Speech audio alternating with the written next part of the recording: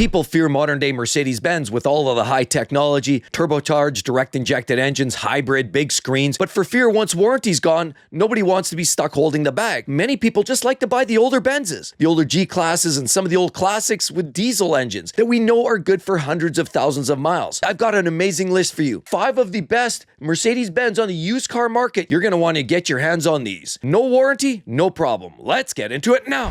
Life's too short to drive boring cars.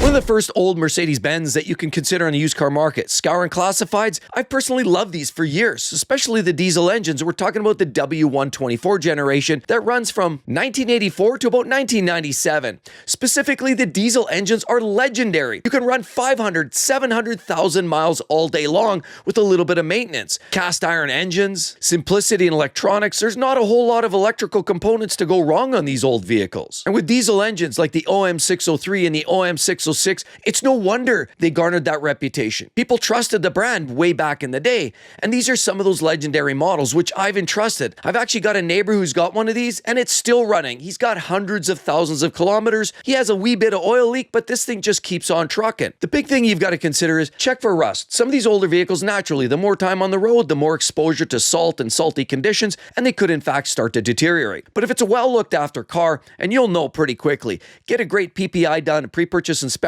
and have them look it up and down. Look for bodywork issues, repaints, and on top of it, look for bushings and ball joints, and all of those components on the suspension are really the only weaknesses. I mean, let's be honest, with 200, 300, 400,000 miles on a car, the rubbers are going to start to get dry, they're going to start to get clunky, and a quick test drive will know pretty quickly if the car veers from one side to the other, if it's clunking when you're hitting bumps, then you'll probably know there's some dollars to be spent on the suspension. That being said, the engines are almost bulletproof. And if you're looking for an older used Mercedes-Benz and you want absolutely nothing to do with the new vehicles, with these big screens and turbo 4s, well, the W124 might in fact have you answered. The Mercedes-Benz W124 came with a 3-liter inline 6-cylinder diesel, 12 valves, and of course 100 kilowatts, 330 Newton meters with the turbo version, and it was primarily powered by the Bosch mechanical or early Bosch ERE injection system. Very simple setup. With the 5-speed manual or the 4-speed automatic, it was an absolute gem. Now, unfortunately, there were some problems with these vehicles. The injection pump on higher mileage vehicles. Using bad fuel could be a problem. Head gasket failures. Those were issues if you neglected the cooling system. Clutches, DMF manual, shuttering, or even body rust.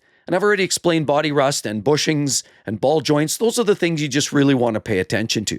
Good service history are always going to go a long ways. A second legendary used Mercedes-Benz is true to the word that they really don't build them like they used to. In fact, we're talking about the W201 series, which ran from about 1982 to 1993, and specifically we're talking about the 190. I always loved the 190E with their 4-cylinder engines, but the 190D is specifically what we're talking about. Compact, stout package, reliable, well-built. The doors were like a vault. You know, my first experience, I worked for a Toyota dealer many years ago, and I was in and out of brand new Toyotas, and I was shockingly surprised when they brought an older 190E on the lot. Yeah, it was a used car that was traded in or they picked it up at the auction. I was shocked how solid the doors were, how well built everything was, and while it was simple, you felt the solidity. It was built in a way that vehicles today just can't even match. But if you're looking to join the ranks of some of the most legendary diesel engines by Mercedes, the OM601 and OM602 could in fact have you covered. I mean, Mercedes-Benz and diesels, you know it. It's sad that they've all pretty much gotten rid of all their diesel engines thus far. I mean, regulators and regulations. Again, a lot of reasons why people are looking to backdate and go with some of the older vehicles. This, in fact, could have you covered with the 190D. Now, what are some of the other benefits other than the stout, great looks and reliability? Simple engines,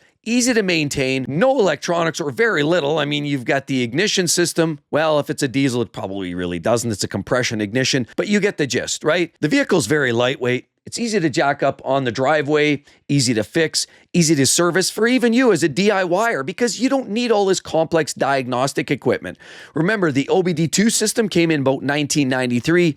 This precedes that, and you can get in some of these older vehicles with none of that OBD2 nonsense. You can fix it easily yourself. Of course, naturally, being a smaller package, it's going to get better fuel savings, and of course, longevity is going to be there. Now, there are some drawbacks. Some Mercedes-Benz owners love driving big, luxurious vehicles that feel substantial, and, well, this one isn't exactly that. You do get the beautiful three-pointed star, but you're not getting this big substantial like an S-Class. You're actually getting a smaller vehicle that's probably more in line with a Toyota Camry or a Honda Accord. However, it's still Mercedes-Benz. And the only other drawback is, remember, back then they didn't have the most amazing safety features. You didn't have lane keep assist or ABS systems, backup cameras, all that nonsense didn't exist. But for that reason, that's exactly why many people are really enthusiastic about buying some of these older used Mercedes. The Benz 190D, in fact, came with a couple of different engines. The OM601 was a 2-liter inline-4 diesel. It was pretty robust, pretty solid. Everybody chalked those up as being amazing. The 602 came with a 2.5-liter inline-5 diesel and turbo. These were known for well over 600,000 miles. They were ruthless. You also got either a 4 or 5-speed manual or a 4-speed automatic depending on the particular year. There were sadly some issues with these as well. No vehicle's perfect, and anything mechanical will have a potential failure point. Injection pump wear after high kilometers. It is repairable, rebuildable, but it does cost money. Glow plugs, they go. On any diesel engine, it's a problem. Older electronics and weather seals degrade again as bushings, and ball joints and rust are always factors to be considering with these vehicles. Take it for a test drive. Does it drive straight and true, or does it clunk and bang down the road? Those are things you need to ask yourself. A good pre-purchase inspection will tell you everything you need to know. Now, maybe you're not looking for something quite that old. Guess what? You're in luck, because the E-Class, which is something a little larger, that answers that question, and it's something slightly newer. From 1996 to 2016, the Mercedes-Benz W210 and W212 E-Class, which, again, runs for a decade and really just stopped production in 2016, means it still has a little bit of that modern-day tech, a lot of the style and the looks, and it actually feels contemporary, but it doesn't have all the big screens and all of the nasty 100 airbags on board and air ride suspensions that are going to blow out. It doesn't have all of those issues. Part of the beauty of these vehicles, they also have some of the best engines. V6. Many manufacturers now don't even give you V6 options, including Mercedes. They don't even really do V6. They've been doing all but 4-cylinder turbos. Sure, now they come with this inline 6-cylinder turbo engine, but again, the old classic NA V6 engines are a thing of the past, and Mercedes-Benz has that in spades here with reliable engines called the M112 and the M113, and of course later, I always love the diesels. Another great option if you like economy and that passing torque, you can also get the OM646, which gives you all of that. Quiet idle. For diesel engines, they don't rattle like an old Ford Power Stroke. They just cruise along in a lap of luxury, give you great performance, great reliability, and easy to service. Now, the beauty with this is it does feel like an E-Class, which means that's the center of the universe for Mercedes-Benz, and you're going to get that drive. It's going to feel more luxurious. It's going to be more heavily appointed with a lot of the features. Now, with that said, some of the pros and cons, of course, the pros are the obvious. The cons, something you can consider, the fact that some of the early models were prone to rust. Stay away from those. Stay with vehicles that are well looked after. Electronics, yes, window regulators, sunroofs have been a little bit of a problem area. Get past that. Look for a well-sorted model with decent miles on it, and this vehicle will cruise you around daily in the lap of luxury. And forget about these big screens. No big modules there. This is going to run you hundreds of thousands of miles reliably and comfortably. The older E-Classes, the 210, of course, came with either the M112 V6 gas engine with 3.2 liters. It was regarded as one of the most reliable gas engines Benz has ever made. The M113 was a V8 gas as well, 4.3 liter or the 5-liter, smooth and robust. And I should know, I had a 5-liter V8 and it was bulletproof. The transmissions were a 5G-tronic, 722.6 automatic. Quite simple compared to the later vehicles, pretty robust, generally worked very, very well, and you didn't see many failures. Common problems with these vehicles, sadly enough, we're dealing with the harmonic balancer pulley issues, electrical gremlins like the window regulators, blower motors, sensors, O2 sensors. I even had on my old Benz, I had a crank sensor, that's not uncommon. And on top of it, things like rust and suspension wear with age, oil leaks around the valve covers and seals. But a little bit of leak isn't the end of the world. Just try to take care of it in advance so you're not consuming a lot of oil. And the next model is one of those in the sweet spot. As a matter of fact, it's truly one of the last great C-Class cars that they've ever made. See, because we ourselves even own a W205, and of course that starts in in around 2016. The downside with that is it features now a newly revised turbocharged 4-cylinder engine. And while they're not the worst vehicles on the planet, we enjoy our vehicle immensely. The fact remains is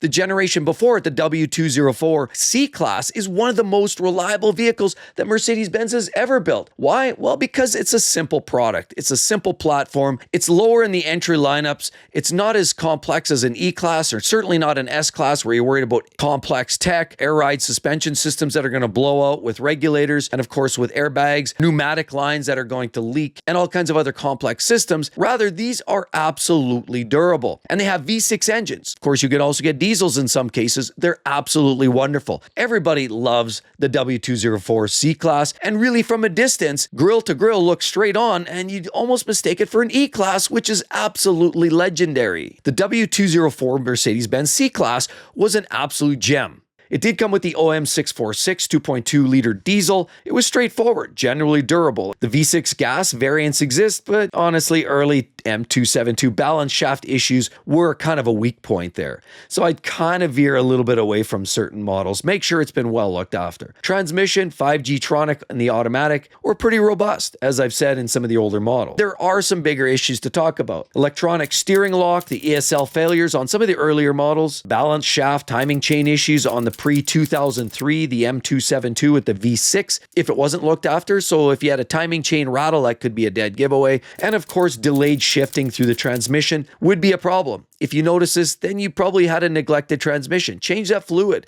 Don't flush it, but definitely drain and fill. Number 5 is an older G-Class. Everybody loves a G-Class. The newer ones with the twin turbo V8s can be very expensive, thirsty on fuel, and they can be cost prohibitive. But some of the older ones are absolutely legendary. Think about the early 2000s G-Class. They didn't have all the fancy flash and dash. They didn't even have the big fender flares or the 6x6, but they were in fact legendary and reliable. Think about some of the best engines they were known for. I even had one of those in my old ML500 because it's a 5-liter V8, absolutely bulletproof. Because the M113 V8 is definitely one of those engines that you're going to last for almost ever. The transmission's robust, the engine's robust, and these vehicles are legendary for their durability. Sure, the vehicles are aging. Look for a well-sorted vehicle, but ultimately it's a lot of bang for buck. They're capable, they're durable, they're long-lasting. Who doesn't love a G-Wagon? Avoid the new ones if you don't want to have the big expenses and cost up front. Buy the older ones if you just want the fair fundamental package and all of its driving beauty wrapped up into a simple little off-roading unit. The G500 or any G-Class really is a surefire winner. The older G-Class was legendary. It had that beautiful M113 engine, V8, naturally aspirated, no direct injection there, and certainly no turbocharging. It was not overstressed. It was a simple V8. Didn't have a lot of power, but it was smooth and torquey. The transmission was a 5G-tronic 722.6 automatic and found in most of the earlier G500s. Pretty straightforward, and really, other than a little bit of maintenance, really was not a problem. The only issues there, of course, were electrical gremlins on some of the older units, transfer case actuators in some cases, and rust underbody and floor panels in some cases. Generally speaking, a very reliable unit. So if you don't really want the new vehicles because of the small turbocharged engines and the hybrid drives, and you don't want the big screens and you're worried about these vehicles, they're wonderful when you have warranty. Outside of warranty, they get a little bit problematic and a little bit of expensive. But these are some of the most legendary, reliable Mercedes-Benz you could possibly dream of. Right there, if you're looking for more information on reliable luxury vehicles, try the Lexus. How about the only BMWs that will go over 250,000 miles? Those are some great alternatives. Hope to see each and every one of you real soon, everyone. Take it easy. Talk to you soon. Bye-bye.